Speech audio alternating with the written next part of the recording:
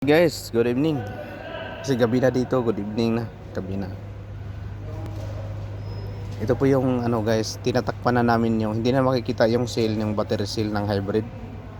Ito po yung battery assembly ng Toyota Highlander.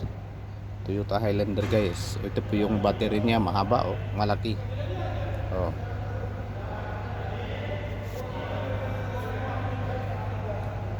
Napakalaki voltahe po nito guys.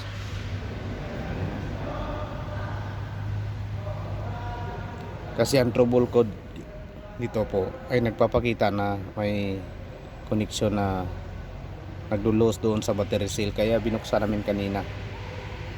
Ngayon tinakpan na namin kasi walang problema. Kasalangan namin ulit ito ng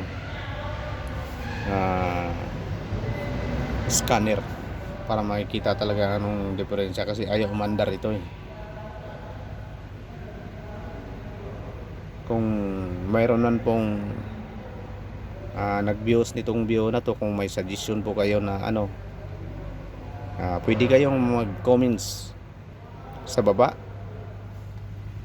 kung nakapag-trouble na kayo ng ganito, naka-encounter na kayo na gumalaw lang ng konti tapos hindi tumuloy yung yung pag-ikot, pagpihit ng makina, hindi talaga nakaredondo, hindi na start.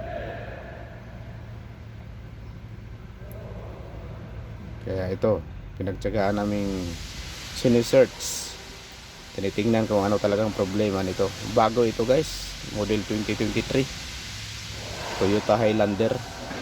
2024 ito pala, kasi 10 na ito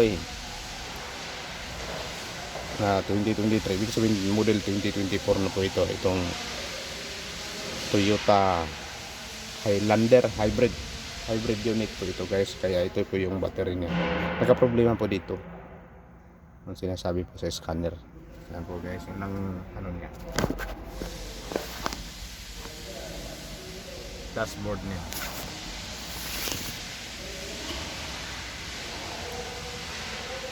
Trouble talaga, nagkaka-trouble po. So guys, thank you guys.